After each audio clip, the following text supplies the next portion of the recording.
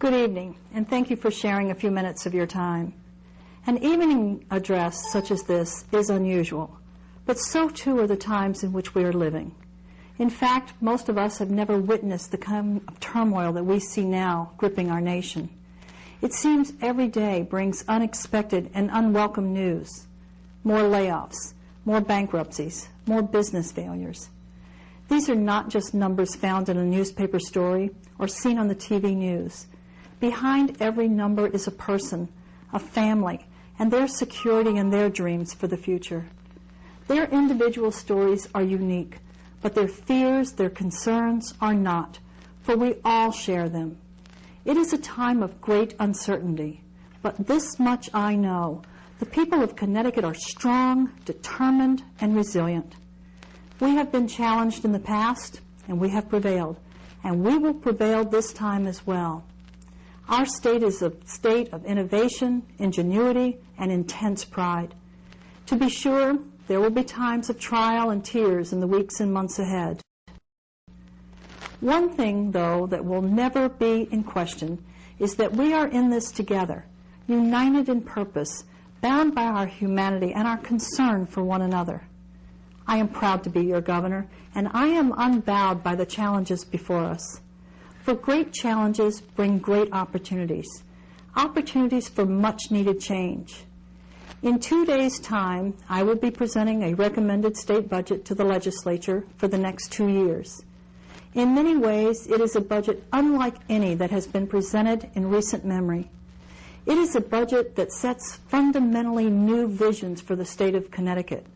And our state will be a much smaller government, a less expensive government, a more efficient government, and most importantly, a government that is more in line with what you, our taxpayers, can afford. One thing you cannot afford are higher state taxes. That's why my budget does not raise taxes. After all, it makes no sense to raise taxes when the taxes we already collect are down, way down. Income tax revenue is down. Sales tax revenue is down. Corporate tax revenue is down. People don't have the money to spend because they have either lost their jobs or they are afraid they will. The deficit we are facing this current fiscal year, which ends June 30th, is nearly $1 billion. The red ink for the next 2 years, the period covered by my proposed budget, is nearly $8 billion. With revenues falling and deficits rising, it's vital that state spending come down, and it does come down under my budget. I have worked long and hard on my plan, and yes, it calls for sacrifice. It makes cuts that will be painful. My budget does what your family budget does. It pays for those things that we must have, and it sets aside those things that are nice to have, but that we cannot afford to pay for right now. Families are making these same tough decisions every day, finding ways to cut back. State government must do the same. There will be some, particularly those in government, who say we can't, we shouldn't cut so much. And there will be special interests, many of whom get their money from government, saying, how could you?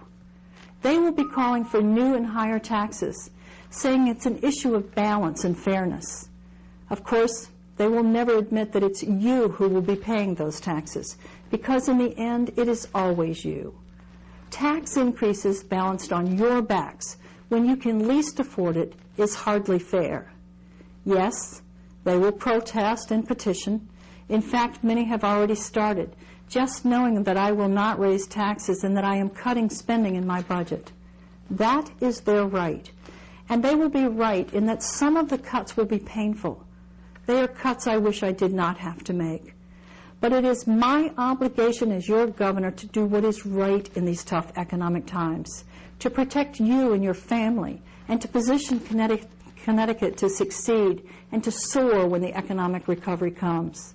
And that means cutting spending, living within our means, and not raising taxes at a time when people are losing jobs and are not able to pay the bills they currently have. This is a time of great challenge and great opportunity, a time to remake and to refocus state government, a time to come together, to work together, to help one another through our difficulties. We cannot control what happens on Wall Street or in Washington, but we can direct what actions we take here. And I am confident that we will endure and that we will meet our challenges head on and that we will create incredible new opportunities along the way. Thank you for your time tonight, and God bless the great state of California.